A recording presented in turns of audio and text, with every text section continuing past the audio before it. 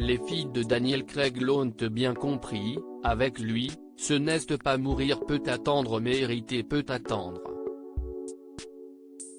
Car James Bond ne compte pas laisser à Ella et à sa deuxième fille de grosses sommes d'argent.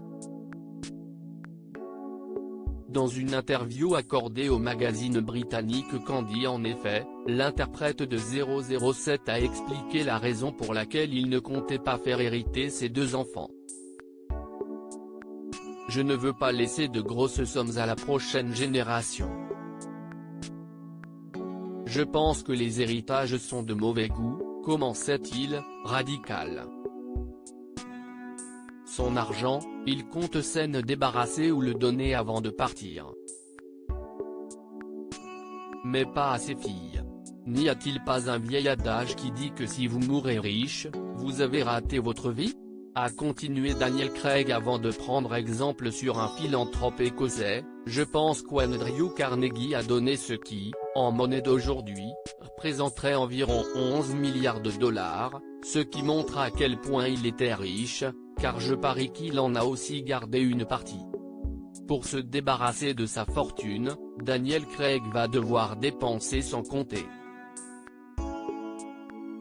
Déjà à la tête d'un patrimoine estimé à 130 millions de livres, l'acteur a largement renfloué les caisses cette année en étant l'acteur le mieux payé. En cause ? 2 films, les suites d'À couteau tiré, qui vont lui rapporter pas moins de 100 millions de dollars. Et là, sa première fille, née il y a 29 ans de sa relation avec l'actrice Fiona Loudon, ne pourra donc pas compter sur l'argent de son papa. Tout comme la deuxième fille de Daniel Craig, née en septembre 2018 de son mariage avec Rachel Weisz. Depuis 2010, il fit le parfait amour avec la comédienne, qu'il a rencontrée sur le tournage de Dream House, de Jim Sheridan. Après seulement un an de relation, le couple s'est marié en juin 2011 dans la plus grande intimité. Et depuis, la discrétion est de mise pour eux.